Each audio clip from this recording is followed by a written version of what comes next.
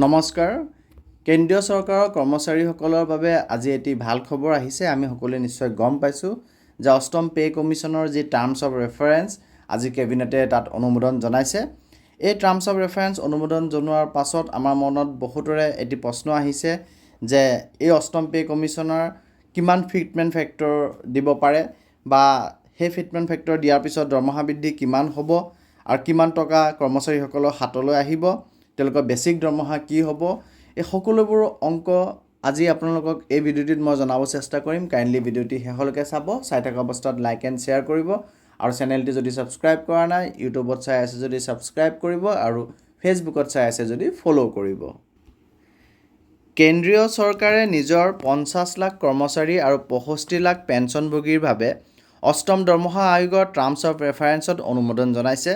এতিয়া অষ্টম দৰমহা পেনেলে 18 মাহৰ ভিতৰত নিজৰ পৰামৰ্শ চৰকাৰক দাখিল কৰিব লাগিব পেনেলে চৰকাৰক জনাব যে ফিটমেন্ট ফেক্টৰ কিমান ৰখা হ'ব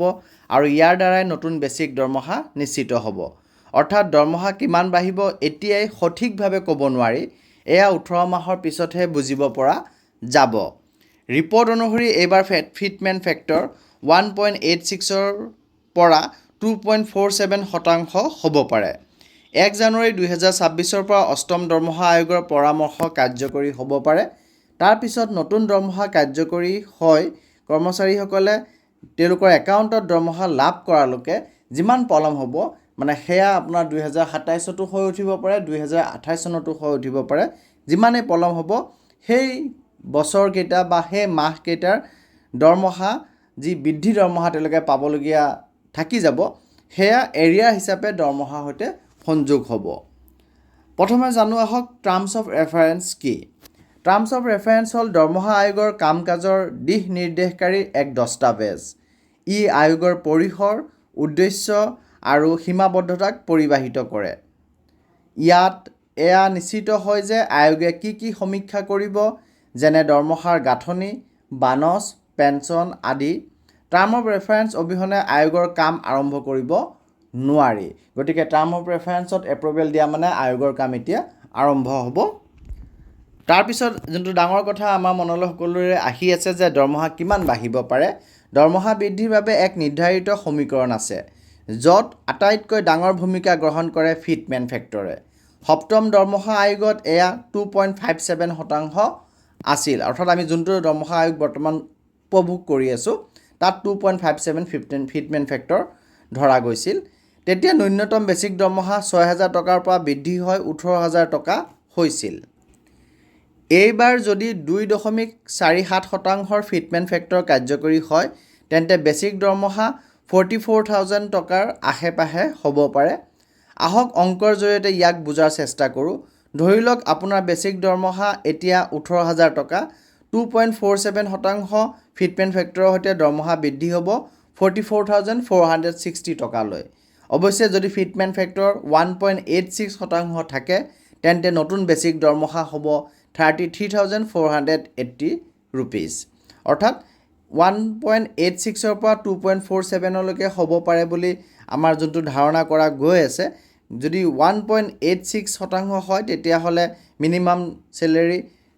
33480 হ'ব বেছিক পে মিনিমাম চেলেৰি নহয় বেছিক পে আৰু যদি 2.47 হয় তেতিয়াহ'লে মিনিমাম বেছিক পে 44460 rupees হ'বগৈ কিমান হ'ব গ্ৰছ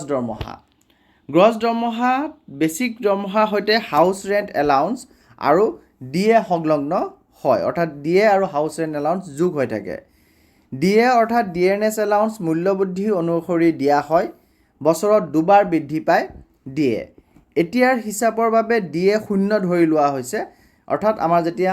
8 পে কমিছন কাৰ্যকৰী হ'ব তেতিয়া ডিএ 0% হৈ যাব আৰু তাৰ পৰা আকৌ যিমান ডিএ পাৰ্চেন্টেজ দি থাকিব 3% 4% হেতু এড হৈ গৈ থাকিব গতিকে আমি এইটো গ্ৰছ দৰমহা 8 পে কমিছনৰ যদি হিচাপ কৰিব যাওঁ তেতিয়াহ'লে তাত ডিএ 0% বুলি ধৰিব লাগিব 0 বুলি ধৰিব লাগিব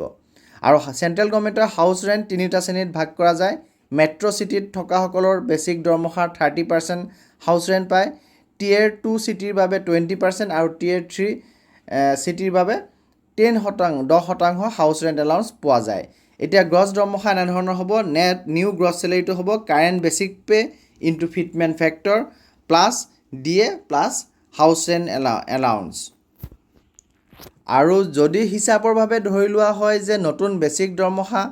2.47% ফিটমেণ্ট ফেক্টৰ হিচাপত বৃদ্ধি পাইছে, তেতিয়া নতুন বেতন 44,460 টকা হ'ব।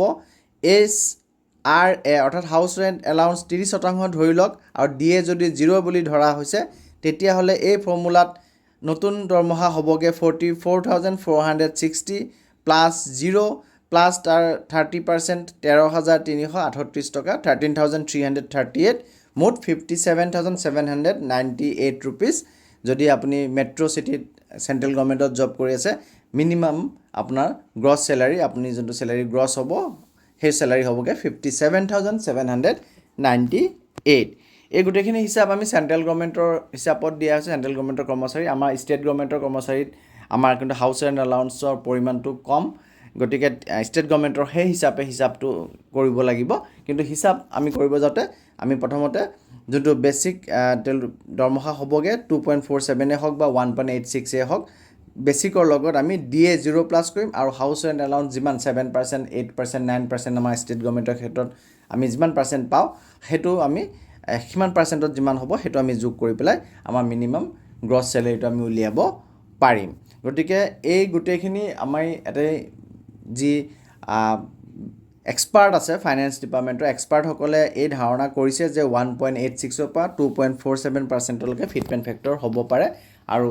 1.86 হ'লে আমাৰ মিনিমাম গ্ৰছ চেলাৰী কিমান হ'ব বা মিনিমাম বেচিক চেলাৰী কিমান হ'ব মই ভিডিঅ'টিত আপোনালোকক হিচাপ কৰি উলিয়াই দেখুৱাইছোঁ। আৰু মিনিমাম 2.47 যদি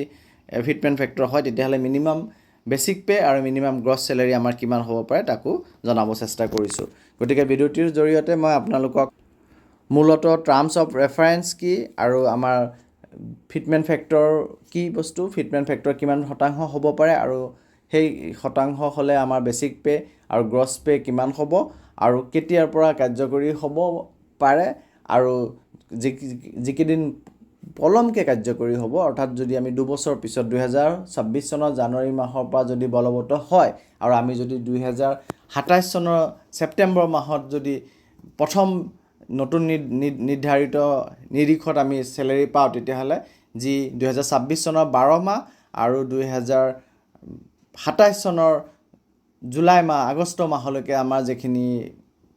অতিৰিক্ত ধন আমি বঞ্চিত হ'লোঁ, সেই ধনখিনি, সেই টকাখিনি আমাক এৰিয়া হিচাপে দিব আৰু সেই এৰিয়া হিচাপে কিদৰে দিব সেইটো সেই সময়ত গভৰ্ণমেণ্টে ডিচিশ্যন ল'ব। গতিকে আজিৰ তাৰিখত আপোনালোকক এইখিনি কথাই জনাব চেষ্টা কৰিলোঁ আৰু ইয়াতকৈ অধিক ইনফৰ্মেশ্যন যদি মোৰ হাতলৈ আহি পৰে মই আপোনালোকক জনাব নিশ্চয় চেষ্টা কৰিম। ভিডিঅ'টি শেষলৈকে চাই থকাৰ বাবে ধন্যবাদ জনালোঁ। চেনেলটি যদি ছাবস্ক্ৰাইব কৰা নাই কাইণ্ডলি ছাবস্ক্ৰাইব কৰিব, যদি ফ'ল' কৰা নাই কাইণ্ডলি ফ'ল' কৰিব। ধন্যবাদ।